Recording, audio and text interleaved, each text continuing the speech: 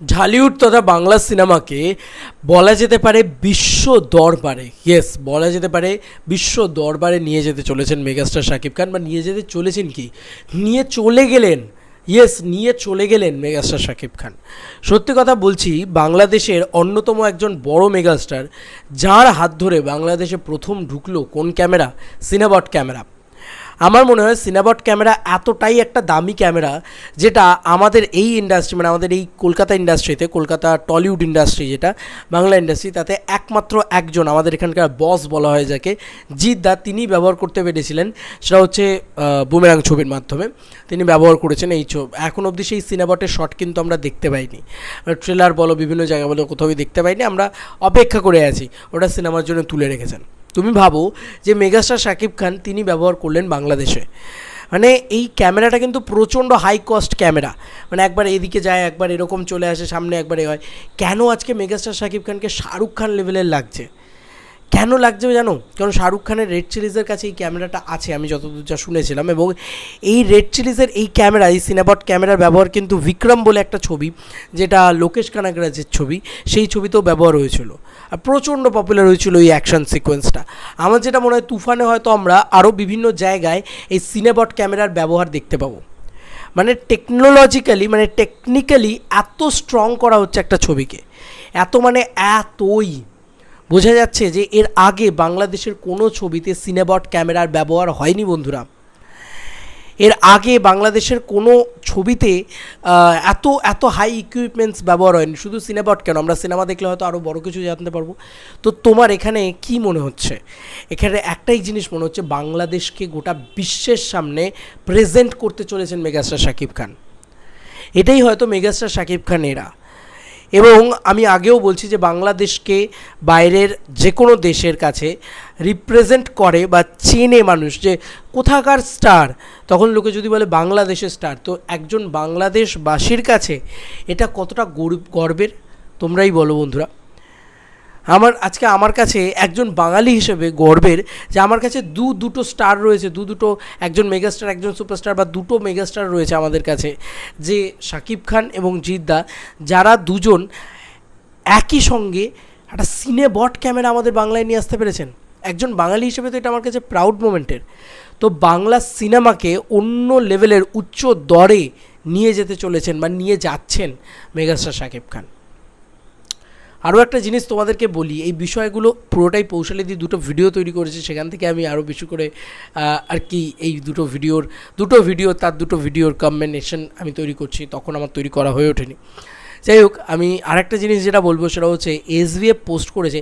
এক তো তারা সারা দিন ধরে তাদের ফেসবুক পেজে পোস্ট করে যাচ্ছে লাগে উড়াধুরা নিয়ে, কেন পোস্ট করবে না? কেনই বা পোস্ট করবে না? এসভিএফ তারা পোস্ট করছে এই কারণেই, কারণ তারা দেখছে যে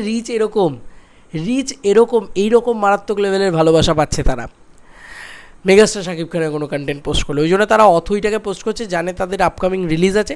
এর বাইরে তারা সারা দিন ধরে ওই লাগে উড়াধুরা পোস্ট করে যাচ্ছে, কারণ ওরা দেখতে পাচ্ছে এই লেভেলের ক্রেজ। তো তুফানি তো শুরু হয়ে গিয়েছে, আমরা জানি তাণ্ডব লেভেলের তুফান তো আর কতগুলো যে রেকর্ড ক্রিয়েট করবে। বাংলাদেশে প্রথম একটা সিনেবট ক্যামেরা ঢোকালো প্রথম, আর কারো ছিল দম এই জিনিসটা করার। আরে থাকো বস, এই সিনেবট ক্যামেরাটা তো যার তার নামে নিয়ে আসা যায় না। এখানে দেখো, এখানে একটা বড় বিষয়, সিনেবট ক্যামেরার এক দিনের রেন্টাল প্রাইস কিন্তু প্রচণ্ড হাই। তো সে একটা সিনেবট ক্যামেরা তুমি ভাবো, সেটাকে নিয়ে আসা হচ্ছে শুধুমাত্র কার জন্যে? মেগাস্টার শাকিব খানের জন্যে। এই ক্যামেরা চেন্নাইতে পাওয়া যায় একমাত্র, আর মুম্বাইতে পাওয়া যায় একমাত্র সম্ভবত। তো বোঝা যাচ্ছে যে এই ক্যামেরাটা কেন নিয়ে আসা হচ্ছে, মেগাস্টার শাকিব খানের নামে নিয়ে আসা হচ্ছে, কারণ জানা যায় যে ওনার নামেই বক্স অফিস আসে। আরেকটা জিনিস বলি, এসবিএফের তো লাগে উড়াধুরা ওনারা পোস্ট করছে, ওনারা বলছেন ওনাদের যে গানের যে প্লেলিস্ট আছে, আপাতত রিসেন্ট রিলিজে ওনাদের গানের যে প্লেলিস্ট আছে তার টপে রান করছে লাগে উড়াধুরা। বন্ধুরা আবারও বলছি, টপে রান করছে লাগে উড়াধুরা। তাহলে বুঝতে পারছো, এসবিএফও বুঝে গিয়েছে কমার্শিয়াল ছবি করলে, পটবয়লার ছবি করলে, এরকম ডান্স নাম্বার রাখলে শাকিব খানই শেষ ভরসা। মানে এটা এসবিএফ এখানকার একটা প্রোডাকশন হাউস বন্ধুরা।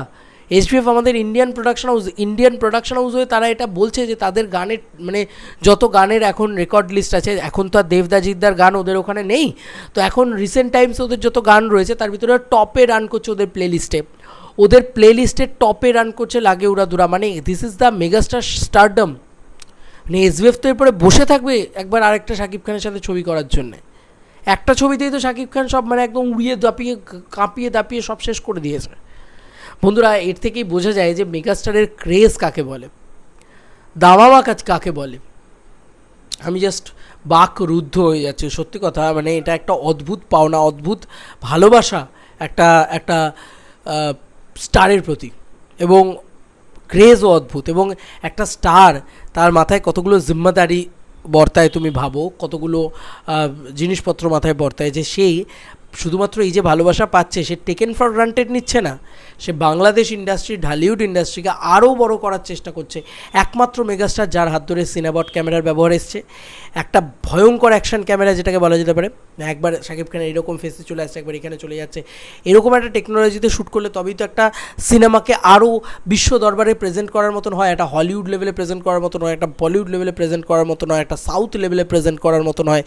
তো তাদের বাজেট চিন্তা করো, তারা সেটা নিয়ে আসছে কোন বাজেটে, 100 কোটি, 150 কোটি, 200 কোটি, 1000 কোটি, 5000 কোটি। সেইটা আমরা এই এত কম বাজেটে নিয়ে আসছি। মেগাস্টার শাকিব খান নিয়ে আসছেন, জিদ্দা নিয়ে আসছেন, অবশ্যই প্রাউড মোমেন্টের, অবশ্যই প্রাউড মোমেন্টের। এবং কোথাও গিয়ে আমি এটাই তোমাদেরকে বলছি যে শুধু একটা সিনেবট ক্যামেরা নয়, এত সাংঘাতিক সাংঘাতিক ইকুইপমেন্টসের ব্যবহার হয়েছে এই তুফান সিনেমাতে। তোমরা দেখলে তোমাদের মাথা ঘুরে যাবে, তোমরা বলবে যে হ্যাঁ, এইটাই তো জিম্মেদারি, যে আজকে এত ভালোবাসা শাকিব খান পাচ্ছেন, সেগুলোকে যদি টেকেন ফর গ্রান্টেড নিতেন, বলতেন যে হ্যাঁ ঠিক আছে শাকিব খান ভালোবাসা পাচ্ছি, শাকিব খান করছেন সবাই, এটাই তো আমার পাওনা ছিল, আমি তো মেগাস্টার শাকিব খান। না, উনি কোনো অহংকার করেন না, উনি একটা ভালো মানুষ। সেখান থেকে দাঁড়িয়ে উনি কী করছেন, উনি এটাকে টেকেন ফর গ্রান্টেড নিচ্ছেন না, উনি কী করছেন, উনি আরও বড় করার চেষ্টা করছেন নিজের ইন্ডাস্ট্রিকে। তো এত যদি নিজে একটা মানুষ অনেস্ট হয়, এত যদি বড় করার চেষ্টা করে একটা নিজের ইন্ডাস্ট্রিকে, তাহলে তো তার ভালোবাসার মানুষের অভাব আরোই হবে না, যারা ভালোবাসেন আরও বেশি বেড়ে যাবে। আমার এটাই মনে হয়। তোমাদেরকে আর কি মতামত এন্টায়ার ভিডিওটাকে নিয়ে জানিও কমেন্ট সেকশনে। চলো বন্ধুরা, নতুন কোনো ভিডিওতে দেখা হবে, বাই।